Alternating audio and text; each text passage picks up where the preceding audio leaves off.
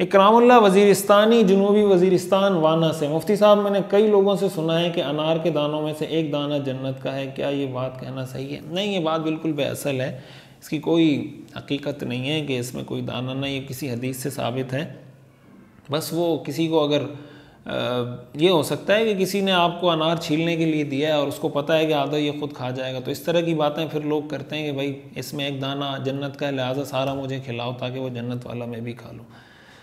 तो आप खा लें आधा, कोई मसला नहीं है, उसकी इजाज़त से, तो आप भी दुनिया वाला अनार खाएंगे, जन्नत वाला इंशाअल्लाह अल्लाह ताला जन्नत में ही खिलाएगा। मुफ्ती साहब मुस्तहब किसको कहते हैं और मुस्तहब अमल कौन कौन से हैं, रहनुमाई फरमाएं। मुस्तहब उस अमल को कहा जाता है कि जिसके करने से आपको सवाब मिले और ना करें तो कोई गुनाह ना मिले।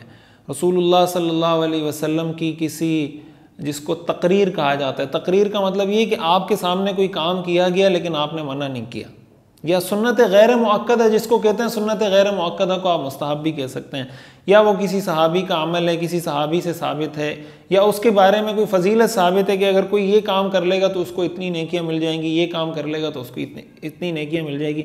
मिसाल के तौर पर सुभान अल्लाह पढ़ने की ये फजीलत है, अल्हम्दुलिल्लाह पढ़ने की ये फजीलत है। अब ये सारे काम मुस्तहब हैं कि ये काम किए जाएँ तो सवाब मिलेगा, ना किए जाएँ तो गुनाह नहीं मिलेगा। और ये जो आपने पूछा है ना कि मुस्तहब अमल कौन कौन से हैं, मुस्तहब ज़िंदगी के जितने काम हैं ना, उसमें हम तो ये समझते हैं ना कि नमाज के ये फ़राइज़ हैं, ये वाजिबात हैं, ये सुन्नत हैं, ये मुस्तहबात हैं, ये हमारी ज़िंदगी के हर काम हैं।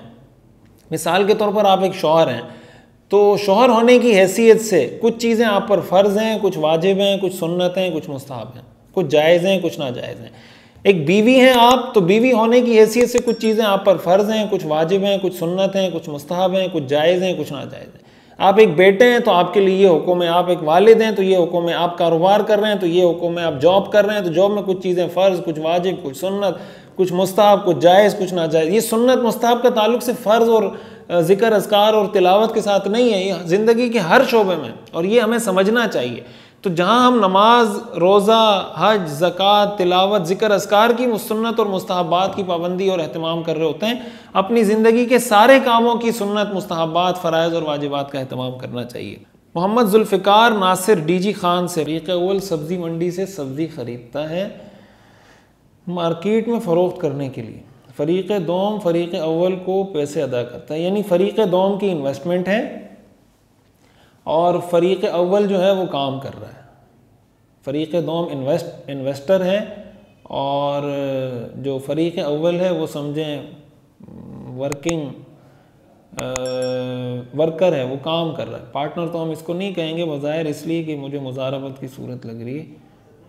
इसका तरीक़ा ये है ना, देखें मुझे जो बज़ाहिर इसका मतलब ये लगा है कि एक आदमी पैसे इन्वेस्ट कर रहा है, दूसरा उससे बिज़नेस कर रहा है, जिसको मुज़ारबत कहा जाता है। अगर यही मतलब है कि आप पैसे दे रहे हैं कि भाई आप ये पैसे लें, सब्ज़ी मंडी से माल ख़रीदें और ये माल आप सब्ज़ी मंडी में बेचें, जहाँ भी बेचें, तो इसका तरीक़ा ये है कि आप उसके साथ यूँ मामला तय करें कि भाई आपको मैं जब पैसे दूँगा तो उससे जो भी प्रॉफिट होगा, एक्चुअल प्रॉफिट, उस प्रॉफिट का इतना % आप लेंगे, इतना % मैं लूँगा। ये आप उनके साथ तय कर लें।